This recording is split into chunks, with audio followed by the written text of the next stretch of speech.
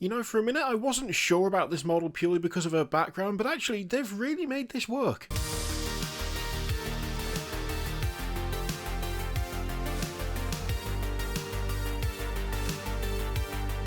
This is Lady Haera Helmer, who is the 13th true-born heir of Lord Helmer, the current claimant to the Helmer throne, and they rule Necromunda. And just for a minute there, I thought to myself, what the hell is she doing in Necromunda?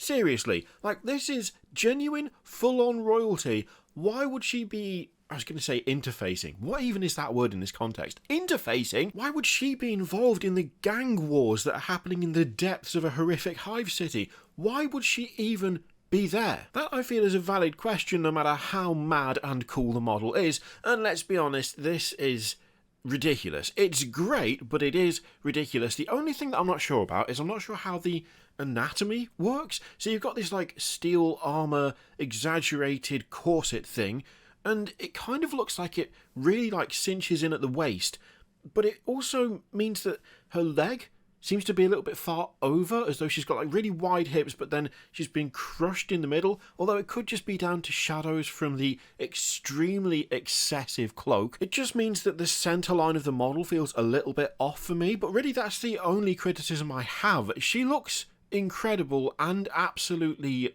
bizarre at the same time. That, like, super exaggerated flared out section at the waist just presents this really odd silhouette, and the fact that you've got this incredibly long cloak that's being held up by servo skulls. She has servo skulls to prevent her cloak from dragging on the floor too much. What the hell? It just creates this really, really kind of... It's very regal, but also just bizarre sort of silhouette to her. The fact that the massive fur collar on her cloak is also, like, nestled up against more armour that protects her face and neck around the back of the head as well. It's so, like... It feels like a FromSoft boss. Take away the cables and I would not be surprised if I ended up fighting her in Elden Ring or something. Like, it's really has that kind of feel to it for me. Also getting strong Kislev vibes from this as well. Feels very Kislev in some ways. If you're looking to create a new Inquisitor, I feel like you've got a really nice basis for that right here. Also, I think you could probably... like a rogue trader as well. A rogue trader would work really well for this model. She definitely has the most ornate armour of anyone that we've seen so far, which does make sense given her background, but given that background, why is she there to begin with? Why is she down there in the muck with all the idiots and the plebs? Why is she going down there to kill people? Well, it's because she's a bit of a nutter. This is why I feel like they've made this really work, because you could question this and wonder why she would be down there, but the answer is really nicely done. So she is your better in every way, a royal sign with millennia of breeding, wealthy beyond the dreams of all but the High Lords of Terror, and bristling with the technological baubles of a more enlightened age. That said, she is also a sociopath and backstabbing murderer. And there we go, straight off the bat, justified. I mean, why is she going down there? To kill people. She likes killing people, so she goes and kills people.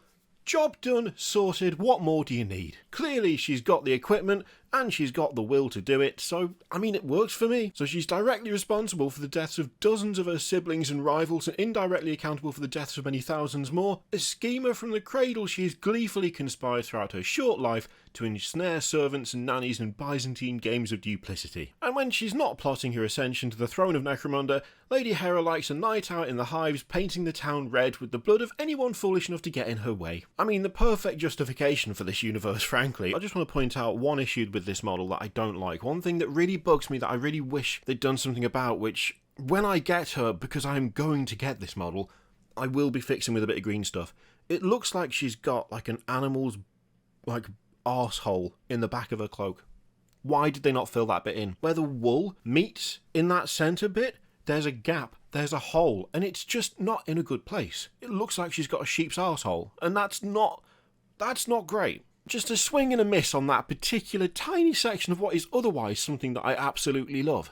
Absolutely incredible model. I love it. I love the model and I love the background because it just feels justified. It feels like they've created a monster with this woman, and I absolutely love that. So she has 3 servo skulls, which means that she doesn't get her cloak all over the floor, but it also means that she has 360 degrees of vision due to a refractor field, which I love that as a detail. I love the idea that you'd look at her and go, that's a bit full on. Come on, do you really need 3 servo? Oh, she can see me when I'm directly behind her. That's bad.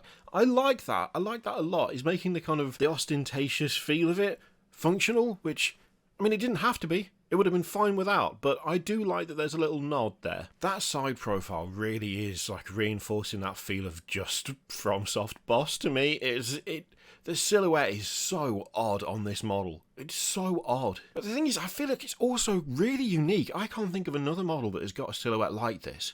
Especially not in the Necromunda range. Like, this is super, super unique. At the same time, though, the technology that's being used and the style of armour, the style of clothing, it fits perfectly well, which, I mean, I think that's a hard balance. I think that's a hard balance to get right, having something that is completely its own thing and recognisably different from anything else that you can get in the game, but at the same time, if you put her down next to other models from Necromunda, she's still going to look like she belongs in that universe. There's a very particular style, I feel like, for Necromunda, and this has managed to slot in whilst also being very unique. I think that's one of the things I love about that setting so much, actually, in the models they make. It is esoteric and it is crazy and there are vast differences, but at the same time, it's still pretty cohesive and you can tell what belongs in that setting for the most part without much difficulty at all. Also, her spear teleports so you can throw it at people and then it will reappear back in her hand, which is immense. I've got to wait until the new year for Lady Haera, but you know what? I absolutely love this. I think it's fantastic. It's so good.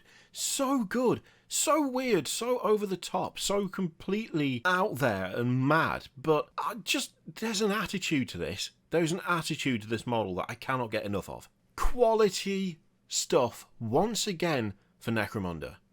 They're just knocking out of the park with that. They do it consistently and they continue to do it infinitely, apparently. Love it. But, question is, what do you think? Let me know in the comments down below. In the meantime, feel free to click all the things, Patreon, subscribe, all that stuff. Click it if you like, don't if you don't want to. And as always, there's an affiliate link in the description for Element Games, which you can use to support the channel if you like. I leave it in your capable hands. Thank you very much for watching. I'll see you next time.